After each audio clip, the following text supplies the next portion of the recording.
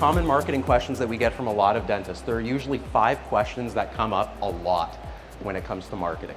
First is, how much should I spend on marketing? And just so we're on the same page, I'm going to cover every single question here throughout the presentation. So how much should I spend on marketing is usually that number 1 question. The next one is, which platforms should I use? So should it be print? Should it be Google? Should it be Facebook? Should I do internal marketing, email marketing? What platform do I use? Next question, who should I promote my ads to? So once you kind of get the budget and you get the platform, am I targeting men, women? What's their age range? What's their marital status? Do they have kids? Who am I targeting? Next question is, how do I rank higher on Google? And then my personal favorite, if I'm spending money in marketing, why don't I generate leads? And so I'm going to cover all of these questions throughout the presentation, but I like to have a little bit of an interactive presentation. So outside of these, does anybody have any additional questions that I can either help answer now or throughout the presentation? No? It's okay, don't be shy. It's okay. Sure, what's your question?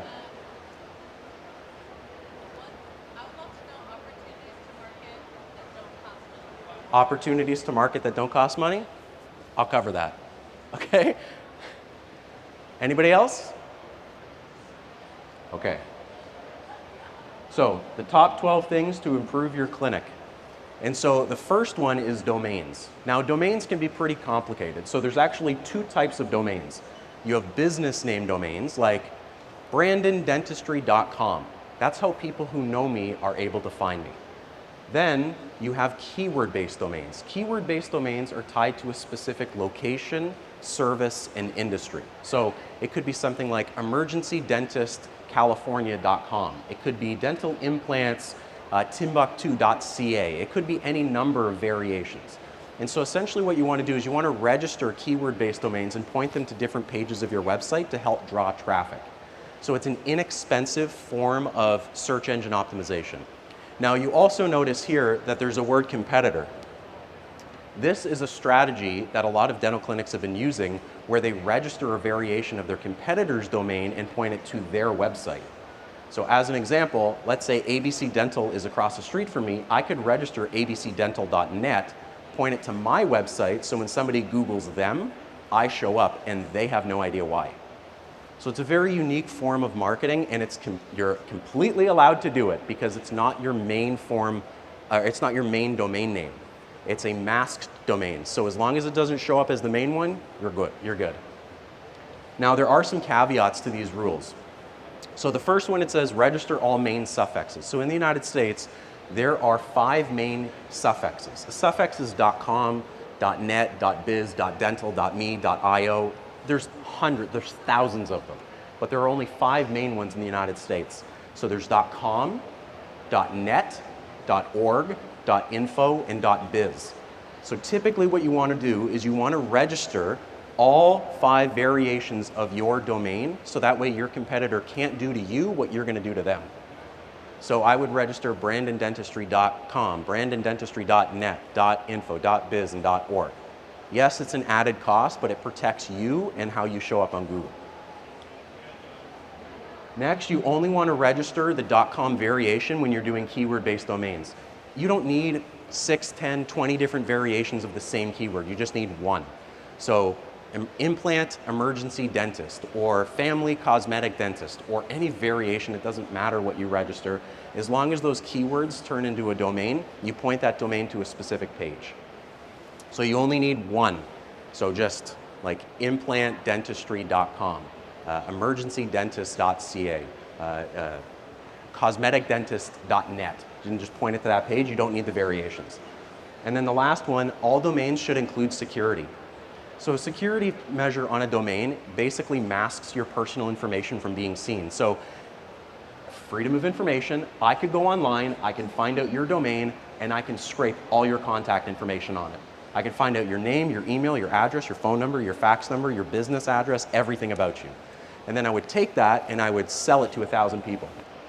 That's what spammers do. So to help cut that down, you add a security measure onto every domain to help cut down the amount of spam you receive. And so it's not expensive. It's usually only $15 per year for security. So just Anytime you register a domain, make sure you add that security feature onto it. Next are emails. So the odds of an email going to spam is actually quite high. Now, there are tons of free email providers. You got AOL, Gmail, Hotmail, Outlook, TELUS, Rogers, Bell if you're in Canada. You have pretty much Showbiz. Like there's so many different free email providers out there. As a custom email, it's only 12% of going to spam. So what I mean by this, it's not something that you did. It's not something that the patient does.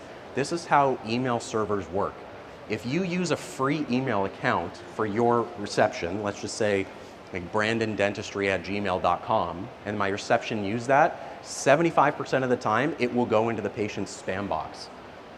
That's just how free email accounts work, because spammers, they'll set up an email account, they'll spam 1,000 people, set up a new email account, spam 1,000 people, set up an email account, spam 1,000 people. It's how it works. But with free or with custom emails, it's only 12%. It's because it's a paid service. Spammers don't want to pay for an email service. Now, the second benefit of setting up a custom email is that it looks more professional. Believe it or not, this was an actual email that a dentist was using. It was dentaltemp101@gmail.com for his clinic. This is their new email address. Imagine sending another clinic a request for their patient records from this email. It looks incredibly fishy. But with the other email, what I could do is I could actually take the suffix, I could put it into Google, and I can populate a website. I can't do that from the Gmail account. I can't do that from Dental Temp, but I can do that from here. This is why custom emails are so important, because it also makes you look a lot more professional. Now, typically with custom grade emails, you do want to have some add-on services. So the first add-on services you want to have is data backup. So in case your staff accidentally deletes something, you can easily restore it.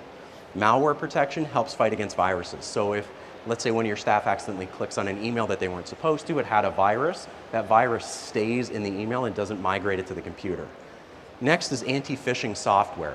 So anti-phishing software is very similar to the spam. So it just helps to, if you get a spam email, it just says, oh, this is a spammer, a known spammer. The email's coming from an IP address of a known spammer. It's coming from a domain of a known spammer, whatever it is. It just moves it straight into your spam box and not your inbox. Email encryption helps password protect your emails. So I could send you an email, you can't open it unless you put in your email password. It keeps medical information secure. Desktop and mobile integration, basically if you reply to an email on your phone, it's also replied to on your desktop. This way you don't accidentally reply to something that you've already replied to. And then 50 gigs of storage. This is enough for anywhere between 50,000 to 500,000 emails, depending on the amount of space that you use. Next is the website. Everyone should have an upgraded website. Okay, so I have to explain this because I didn't build a slide for it. You have server A over here. This is where your website is. Server A had amazing technology, updated security. 6 months later, the company you work with now builds server B. Server B has the most latest technology, updated software, really cool websites, everything. But remember, you're still on server A. 6 months later, they build server C. Server C has the most updated encrypted technology that you would ever see on the market. But what happens is that you're still on server A, so you're going to notice that your website's going to start to develop errors when somebody clicks on it, like it's not properly loading, or there's a widget that's broken, like a broken map link, or a security license that's not renewed, or oops, nothing's here because one of the links broken. And that's because the company that's updating the servers can't migrate everyone over, and that's how they get you to upgrade. So they build a new server, new technology, and then you pay to upgrade to the newer form of technology. That older stuff doesn't get maintained after about 4 to 6 months. It's usually not maintained anymore. So you have to make sure that your website stays updated. So you either pay someone to do it or you do it yourself, unfortunately. That's how it works. So typically with newer technology now, it's built on something called React. React actually adjusts the size of your website based on the screen size of the user. Because you can get phones in different sizes, tablets in different sizes, laptops, desktop computer monitors in different sizes, and so your website will adjust based on the size of the screen. So if you do work with a new website company, make sure that they build it in something called React. Now there's search engine optimization. There's two types of optimization. There is static and dynamic. Static never changes, dynamic changes frequently.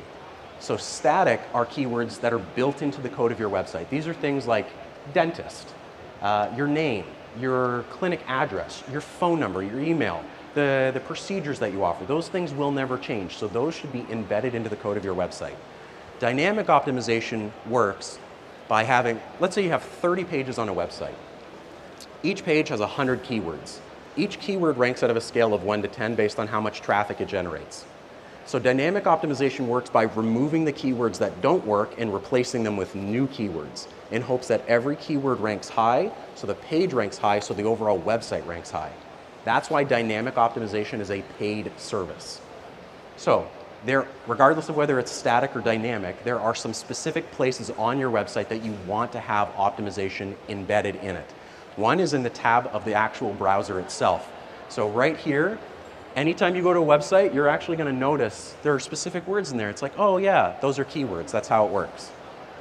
Next is the URL suffix. So after the .com, .ca, whatever's there are keywords as well. Next are the navigation tabs. So if you've ever gone to Google and seen sub-tabs under somebody's website, like About, Home, Contacts, Services, whatever it is, that's what the navigation tabs are. Next are the page header. Now the page header is just a breakdown of the navigation tabs, but if you want a clean navigation, I could just call it conditions up here and then dental conditions down here. It keeps things easy.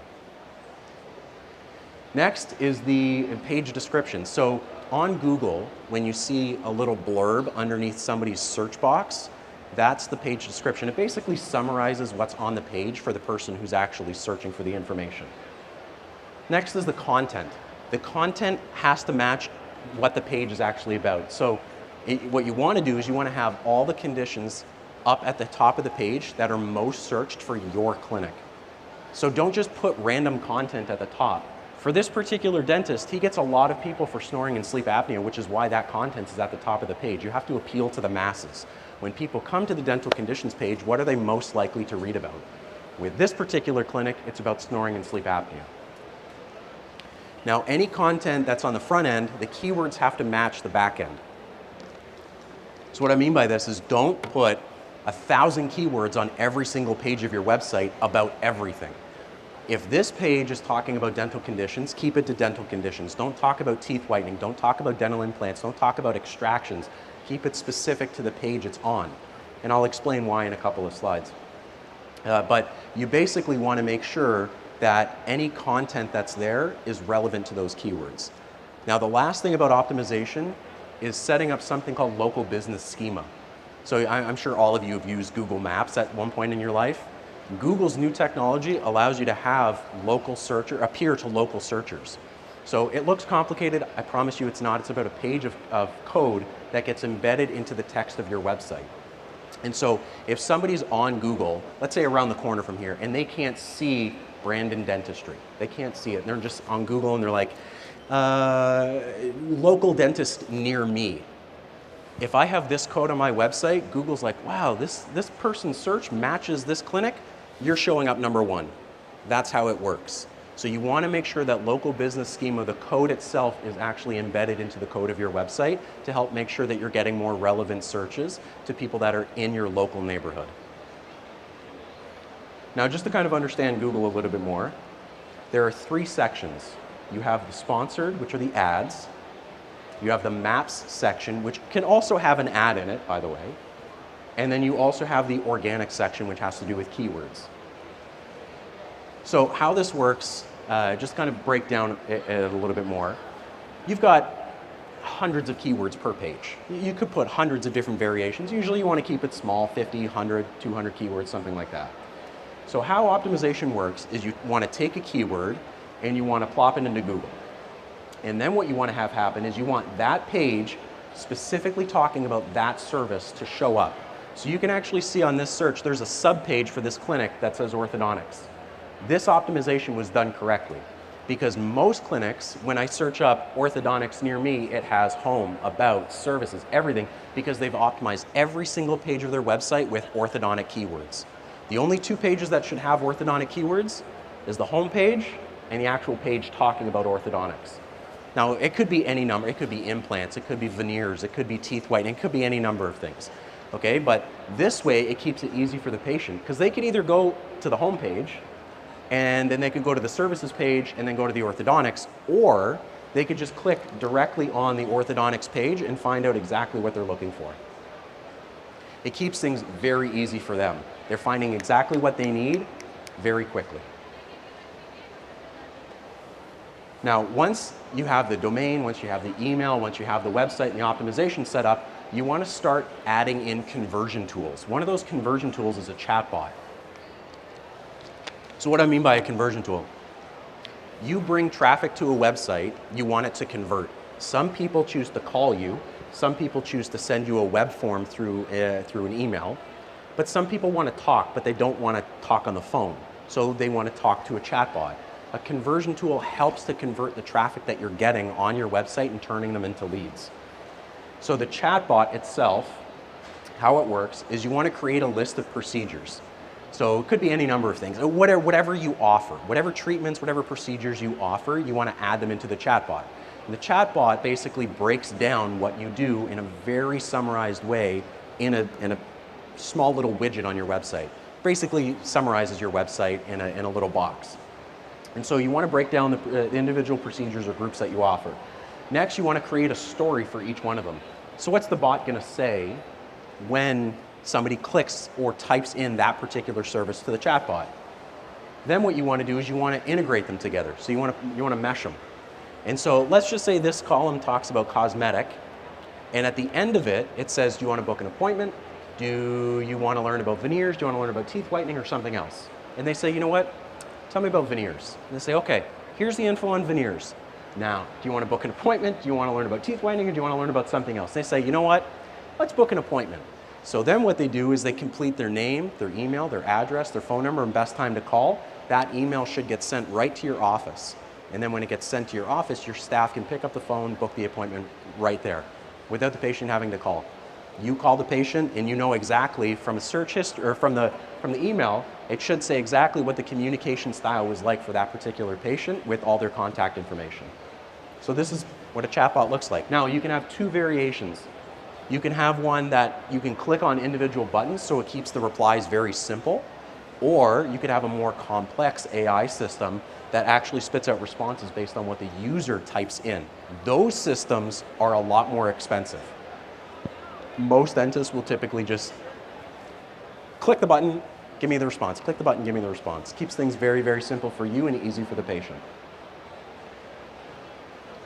Next, after you start getting the conversion tools set up and you're ready to go, you want to start building your website popularity. You want to start getting found. One of the best ways to do that is through directories. There are tons of directories out there, hundreds of them, thousands of directories that you could be on as a dentist in California, in the United States, in North America. So unfortunately for all of you, you can't work with something called an aggregator. An aggregator basically disseminates information across its entire network. There are aggregators that work with the local directories like Chamber of Commerce, BMI groups, churches, business parks, things like that. There are national aggregators that work with like Yellow Pages or Better Business Bureau, 411, Manta, things like that. Then there are industry-specific aggregators that work with like Health Grades or Rate MDs or Find a Dentist. And so what we do, and what a lot of other professionals do, is work with these aggregators to disseminate information. Now, you might be able to work with some aggregators out there. I think Yellow Pages is technically considered an aggregator. There's another one called Yext that's out there. They're fairly inexpensive. They do try to disseminate to as many directories within their group as possible. Now, when you make sure, or when you do work with these aggregators, if you can find one that'll work with you, you want to make sure you have a complete profile on their system to make sure it updates all their directories. And so if you're not showing up on Google, this is probably one of the reasons why, okay? A lot of times whenever we analyze a website or whenever we analyze how somebody shows up for search engine optimization, we see that the name of their practice doesn't match. It'll say like Brandon Dentistry, and it should be like Brandon Dental Clinic or something. A lot of times we see the phone number and fax number mixed up. The email address is missing, the unit number is gone from their address, their hours of operation aren't there, the services that they offer aren't there, the industry's incorrect, and their website's gone. Every single directory has a list of check marks that Google gives them based on your business. So if you get 10 check marks per directory times 500 directories, that's probably a good reason why you're not showing up online.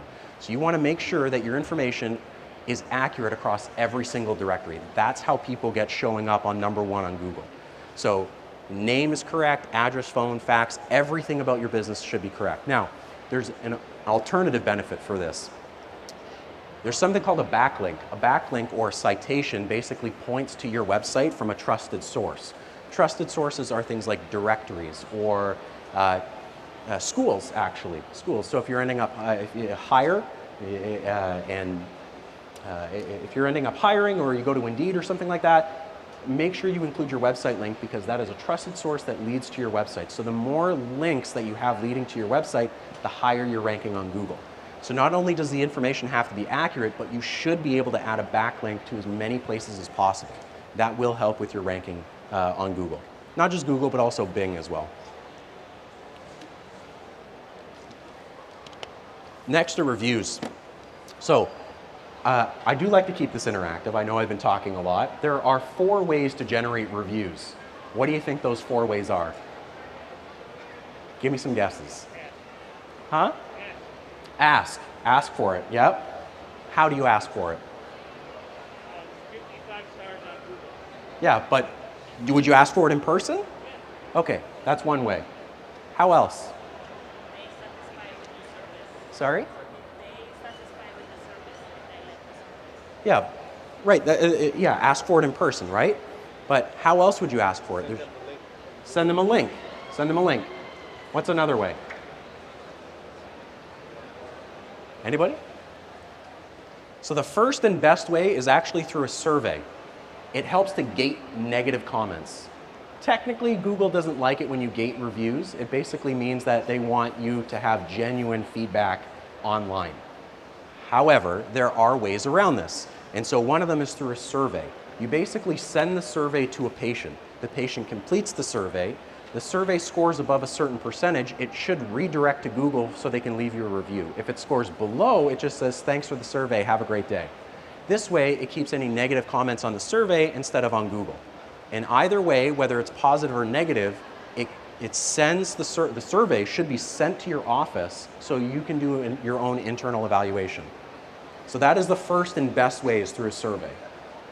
Next is a sign in the waiting room. A simple QR code on your reception desk. People, they're waiting, you know, they scan the code, they leave you a review, very quick. One of our clients, you lean back in the operatory, he put a QR code on one of his ceiling panels. So when the patients are in the chair, they're actually scanning the code. I think he got like 300 reviews this year alone just from having that ceiling panel. So sign in the waiting room does help. Next, ask for it during the appointment. So when the patient's there, they're not going to say something negative while you have your hands in their mouth, right? They're going to say something positive. And they're going to feel awkward if they say no to you. So you can kind of back them into a corner a little bit. So this is why this one's number 3, because they might feel a little bit awkward leaving you a review in front of you. And the last way that's not really recommended is through a link. It's because you can't gate that.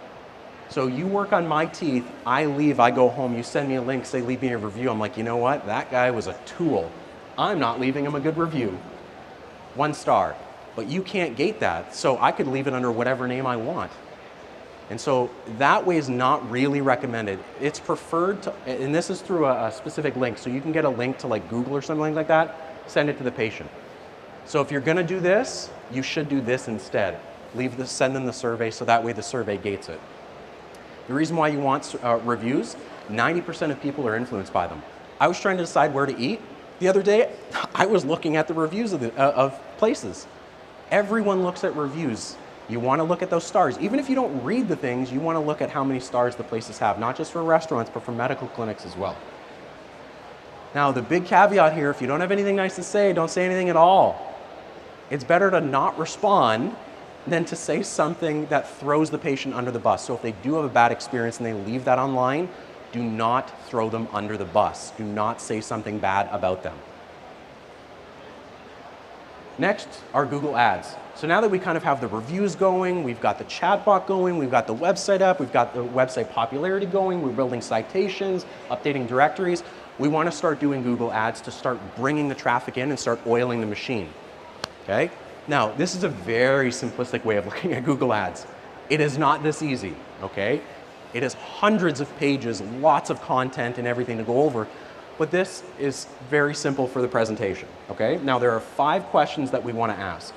So the very first question is, which procedures should you promote? Second one is, what keywords should you use? Let's actually go through this. Procedure, teeth whitening. Let's just say teeth whitening. Keywords.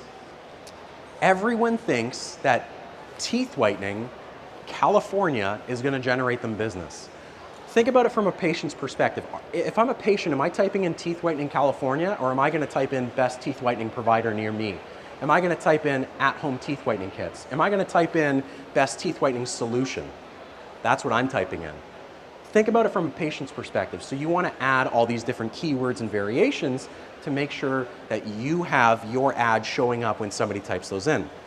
Next, you want to figure out the best time of day to promote. Monday to Friday, 9 to 5, let's just say. Now, after that, between Monday to Friday, 9 to 5, you want a teeth whitening ad to show up based on these keywords. So when somebody types in one of those keywords, the ad pops up. What's the ad actually going to say? Could say any number of things. It could say teeth whitening provider, cosmetic dentist, Brandon Dentistry. It could say cosmetic dentist, at-home whitening kits, cosmetic dentistry. It could say same-day appointments, new patients welcome, at-home teeth whitening kits. Could say any number of things. Then we have to figure out what the budget's actually going to be. There is a right answer to a budget. You can't just throw money at it. It doesn't work like that. Now, if your budget, if you've tried Google Ads and it hasn't worked, it's probably because your budget was too small. You weren't bidding on the right keywords, wasn't the right time of day, the content was garbage. Could be any number of things. Most of the time it has to do with the budget. Give you an example. Emergency dentist, San Francisco, could cost $100 every time someone clicks on it between 9 to 5. After 5 o'clock, that keyword could cost $5 a click. And that's either because you have less competition after 5, or because it's less likely to convert after 5 o'clock. And so you have to consider, if your budget's not big enough, you can't bid on the right times of day where that keyword is more likely to convert, or bid on the right keywords to convert as well. Also keep in mind that Google's algorithm will mix and match content based on keywords, based on times of day. So the less budget you have to work with, the less Google's algorithm is able to match. So what might take somebody 1 month to figure out what their proper budget should be, it could take you, if your budget's not big enough, up to 2 years to figure that out. So do you want to waste 2 years of budget, or do you want to just kind of spend what you should be spending in the first month? Now, once Google's already set up and ready to go, you want to start looking at Facebook and Instagram. Google generates patients now. Facebook and Instagram and other social media platforms generate patients eventually. Okay? So Facebook and Instagram, as an example, will generate followers. Followers will turn into patients over time, but understand it is a long-term solution. So unless you don't need patients now, you can do this. If you need patients now, your money should go towards Google. If you're just working on branding, you can work on other things like social media. Now first, what you should do on Facebook and Instagram is you should complete your profile. So complete profile means updated picture, updated logo, updated contact information, hours, services, everything. Next, you want to make sure that you're setting up your automated responses. Now, automated responses, this is Facebook's chatbot tool. It's very simplistic. It's like 2 levels deep. It's like, hi, welcome to Brandon Dentistry. And then the next question down, it's like, do you want our contact information, hours, or what? And then it spits it out, and then that's it. That's the end of their chatbot. That's how it works. But regardless, you want to make sure you set it up. If people do, or if patients do, reply to a message after getting their contact information, just understand you're going to have to reply back to that patient. It doesn't happen too often, but you do want to make sure that the automated responses are set up appropriately. Next, you want to set up your pixel. A pixel is Facebook's analytics system to compete with Google Analytics. It basically figures out who's engaging with your social media profile. Not personally, just their demographic information.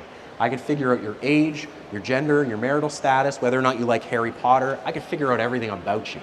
Then what I could do is I could build an ad targeted specific to you and people that are like you in the same geographic region. So Pixel helps Facebook understand who's actually engaging with your content. Next, you want to create engaging content. So you want to look at the pixel, you want to see who's engaging with you, then you want to create posts for them. So as an example, I could pull categories like age, average gender, average marital status, whether or not you have kids, job status. And then I could pick the top categories from each, put together an audience group, and then create a post targeted towards that person. Then what you should be doing is you should be engaging with them. So if they follow you, thank them for following. If they like your post, like one of theirs. If they comment, reply. If they share, thank them, share one of theirs. That's how a Facebook page should be managed. Now these last three items are actually cyclical. So you want to look at the pixel, you want to create the post, you want to engage. Then you look at the pixel again, create the post, engage. Okay? You want to keep doing that. That's how a Facebook page and an Instagram page should be managed. Same thing with TikTok. You can do the same thing on TikTok. You can do it on Twitter. You can do it on YouTube. You can do it on every single social media platform. You just have to figure out what that platform actually tracks from its users. Next are Meta promoted posts. Meta is Facebook.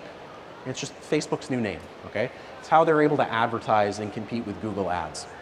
And so with Meta, it's an advertising platform that Facebook has to be able to advertise not just on Facebook, but also Facebook's network.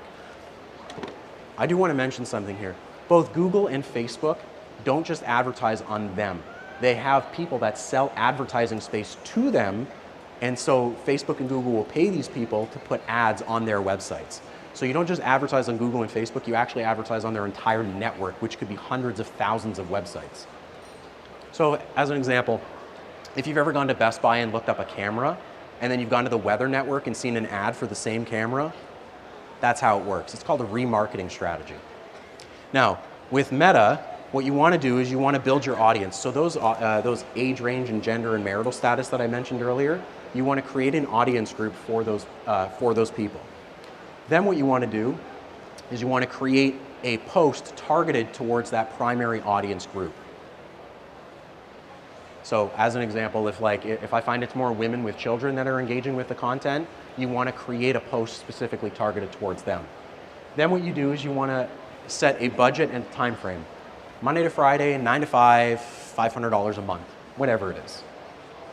And then you want to engage with them, just like you would with a standard post. So if these people though, if they like your post, you can actually invite them to like your page. Just understand you're going to get a lot more engagement on this sort of post through a Meta promoted post than you would on a standard post on your Facebook page. It's because these posts are promoted to everyone in a geographic region. When you do a standard social media post, it's only promoting to your followers. So you might get a few likes here, but when you're promoting it to everyone. That matches specific criteria that you want to target.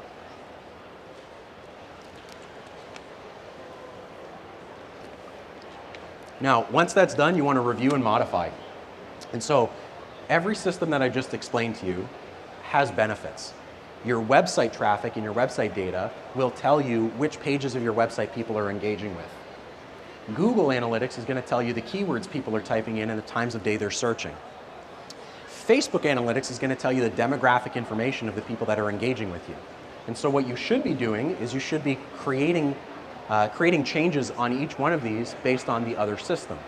As an example, let's say Facebook tells me that it's more men that are managers at IT firms that are engaging with your content. I would change the imagery on your website to coincide with that data. Or let's say Google, I find people are searching for dental implants at 8 o'clock at night. I'm going to go to Facebook and create a post at 8 o'clock at night for dental implants. So this is the kind of engagement that you want to create with your marketing. Now, complementary marketing efforts are things that should be done after everything else is done that I just explained. Complementary marketing efforts would be things like email marketing, so newsletters. Use your dental benefits before they expire at the end of the year, right? Generates a ton of patients at the end of the year, but something like that should be worked into your strategy. Next are internal brand development. This is like creating a staff uniform. Did anybody notice my name tag? my little guy? It's like creating a uniform. You can create these sorts of things for yourself. Sign on the wall in your waiting room, that sort of thing.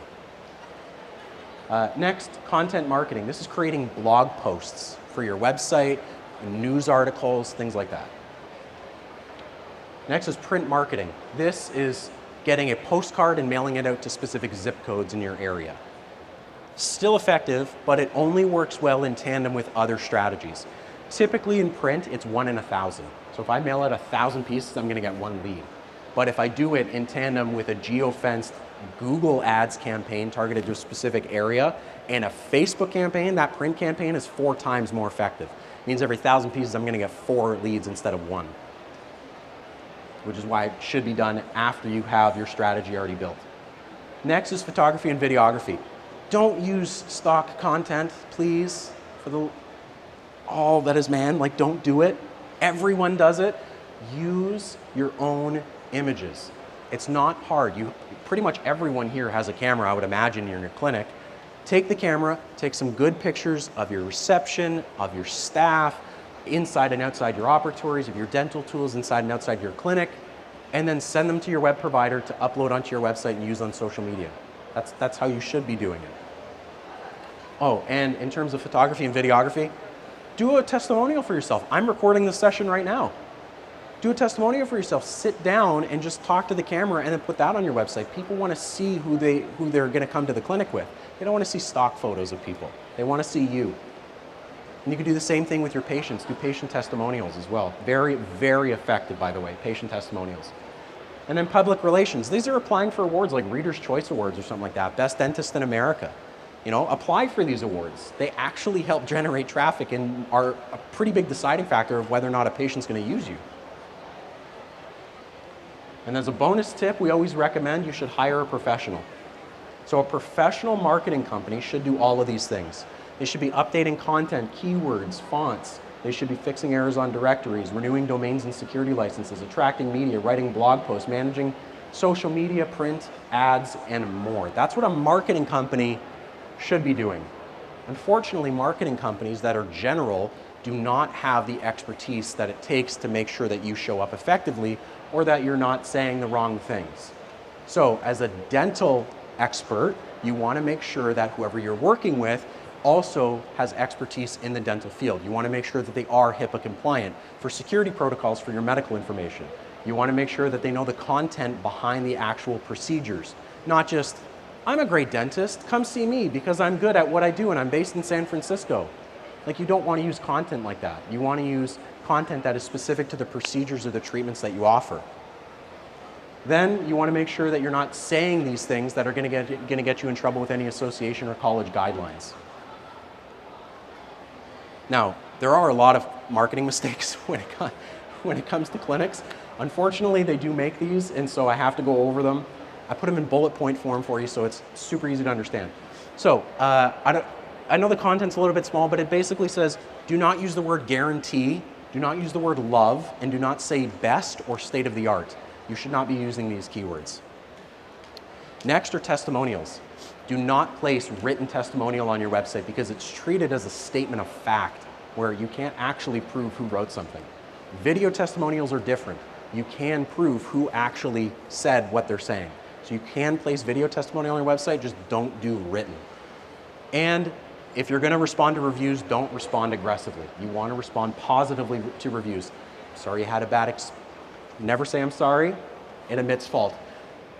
Hi, thanks for leaving the review. We do take all of our reviews very seriously. Please contact our clinic at your earliest convenience. Here's our phone number. That's unbiased way of answering a negative review. Next, incentives. If you do offer an incentive, remove it. Completely remove it right now. It is attracting the wrong type of patient to your clinic. They're here for the incentive. They're gone when you try to recall them. Groups and associations. Don't list any study groups you're part of, continuing education courses you take, or any positions that you hold at an association. Contact information. Using the incorrect title or designation. The funniest one I have ever seen, a dentist called himself the Supreme Dental Ruler. You cannot call yourself a Supreme Dental Ruler, okay? Just dentist, TDS, DMD, whatever sort of designation you have, use that. Having multiple websites for the same clinic, you do not want to do that. It appears deceptive. And then directory mistakes. I actually work with a clinic in Florida. His competitor took over his Yellow Pages account and had his name on it. So it said the name of their name of the clinic, the client's name, but the website of their competitor. So you can't do stuff like that, by the way. You really can't do stuff like that, okay? So you want to make sure you fix all the directory mistakes. And then marketing. So promoting for services that you do not offer, don't do that. Plagiarism, don't take content from the CDC and put it on your website. Don't do that. Now, if your website provider does have template content, you can copy and paste it to different other, like they can do that and take it from different websites and put it on yours. Only if they created the content themselves. Only if they created it.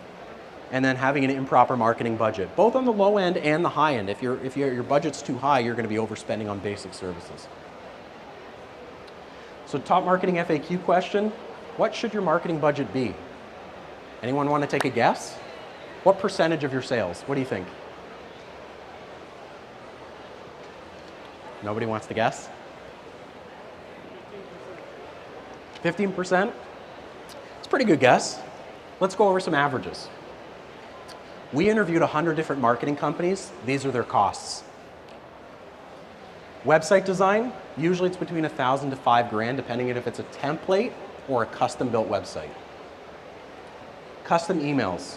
These are usually between $10 to $100, depending on the amount of space for the email, as well as the security features that are attached to it. Chatbot systems are usually between $50 to $300 a month, depending on the complexity of it. Directory mistakes, so that's fixing the problems online, that's usually between $50 to $300. Review Booster, that's like the custom survey that I was explaining earlier. Most providers will offer this usually between $50 to $300 a month. Search engine optimization, that's the dynamic version. Static, most providers will give you static optimization for free. Dynamic is the paid service that switches out the keywords. It's usually between $250 to $500. Don't spend more than that. And if you're spending less, it's usually done through an AI system that isn't promoting you for the correct keywords. Facebook and Instagram is between $250 to $500. This depends on the number of posts you want to create. And then ads management. That's like Google, Facebook, that sort of thing. Most providers will charge you a percentage. And so let's say your budget's $1,000. They will charge you between $150 to $250 to manage the 1,000. So your budget would actually be between $1,100 and $1,300 roughly. All of it added up, the percentage I'm about to show you is if you are an established office, meaning you have 3 to 4 operatories, let's just say, and you have 1,500 to 2,000 patients. So if those metrics don't match for you, now the numbers could vary. If you had 7 operatories, you should have 3,000 patients. But if those aren't the proper metrics, if those are your metrics, this is your percentage. It's between 1 to 4% of your annual sales. If you get a lot of walk-by traffic, or if you're a specialist, you're going to be spending on the low end of that, or even lower, because you don't need so much business. You're getting referrals from other clinics, sort of thing. If you only need maybe a handful of patients every month, you're going to be on the little bit of the high end of this, maybe like 15, 20 patients a month, something like that. Now, new clinics or clinics that are hiring an associate or bringing on new hygienists or just built a new operatory, you're going to be spending more than that, upwards of 100% of your total annual sales if you're a brand new clinic, but probably not more than about 15 to 20% if you're looking at hiring an associate, that sort of thing. But understand that value that you're spending now is going to come back tenfold when that patient starts recalling and recalling and recalling. So if you're billing out $1 million a year right now, you spend 15%. If you're billing out $2 million, it's not 15% anymore, it's only 7.5%. Now, just to kind of explain a little bit about doctor marketing, just so we're on the same page. We are a full service marketing agency. I just want to make sure that everyone here knows who we are and the expertise that we have. So full service means if you need anything medical or marketing related, you call us. We specialize in working with dental offices. Our service has no contracts. We offer 22 hours a month of savings. So if you actually did everything that I was just explaining, it would take 22 hours of your time to do it. We also like to take our time, be easy to understand, and offer effective and efficient service. And one more very key benefit, we have partnerships with Google, Facebook, GoDaddy, Microsoft, and Constant Contact. So if these billion-dollar companies trust us to partner with us, maybe you should too.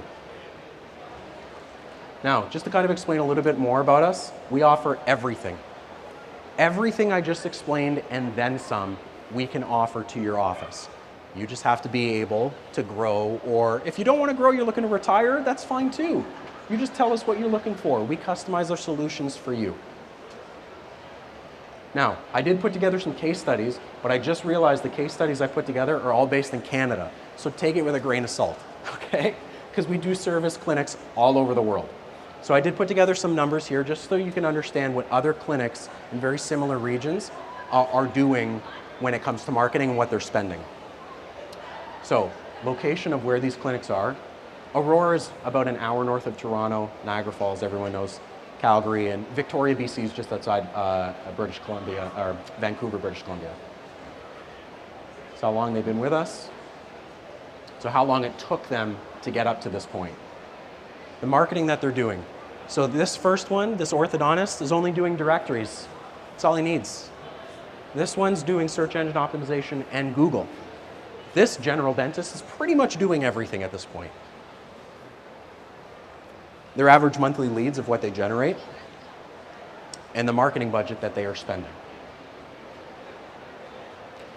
This particular dentist this year has spent close to about $45,000 to $50,000. He has already generated almost 900 leads for his practice this year.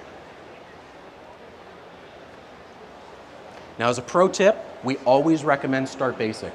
Do not sign a contract or work with a marketing company if they're asking you for thousands of dollars upfront or for thousands of dollars on a monthly basis. It's a trust building exercise. I spoke to somebody yesterday who said that they have been spending money for the last 3 months and they don't even have a website yet. And they're spending, I think she said, about $1,200 or $1,300 a month. They don't even have their website. It's taken 3 months to build their website. Do not do that. Keep the services simple and work up from there. If your marketing company cannot prove to you with absolute proof and analytics of what you should be doing marketing related, then don't do it. They have to prove to you that it'll work, either based on keywords, pages that the people are clicking on your website, times of day, that sort of thing. That's the content that you need in order to make informed marketing decisions. So things typically like search engine optimization, Google Ads, Facebook, Instagram, email marketing, and print should take a back seat until you can get those basic services up and running. So just make sure that you're not overspending. Just don't do it. You don't want to take your money, throw it against the wall to see what sticks. Take your time with it. The beginning might be painful, especially if you're doing marketing right now, but if you don't know how effective it is, cancel it all, start from scratch, but do it the right way. It will be painful at the beginning, but I promise you it will be built more effectively.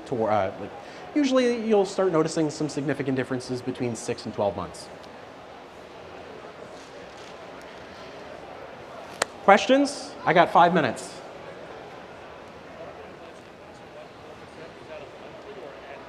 Annual. Yeah, so if your budget, let's say you have $1 million, you should be spending anywhere between 10 grand and $40,000 a year in marketing. Yeah, and that should be split between everything. Now, just understand some strategies might be more expensive. It just depends on your growth goals. Because if you have more extensive growth goals, then if you want to maintain $1 million and grow a little bit, it's going to be between 1 and 4. If you want to double that income, just understand you're going to be spending more than 4%. Sorry? Do we do marketing only for dentists? That's it. Well, dental clinics. Everything within dental, we do. So, mobile denture clinics, hygienists, like literally everything under the sun we do. Labs, specialists, everything. Anybody have any other questions? Sorry? Do I have a handout? You can actually come to my booth. I'm just at the end of aisle 1400. At the end of aisle 1400, in case you want to come chat with me. I can actually give you I have a printed flyer that you can take. Our tagline is "Don't get screwed." So and it's a picture of an implant, by the way. So we're at the end of aisle 1400. So if you want to come talk to me, I'm more than happy to answer any questions that you have about your clinic or see what we might be able to do to point you in the right direction. Okay, I think I'm just going to end it there, but if anybody does come and talk to me, I have Starbucks gift cards and candy. All right, everybody, thanks so much.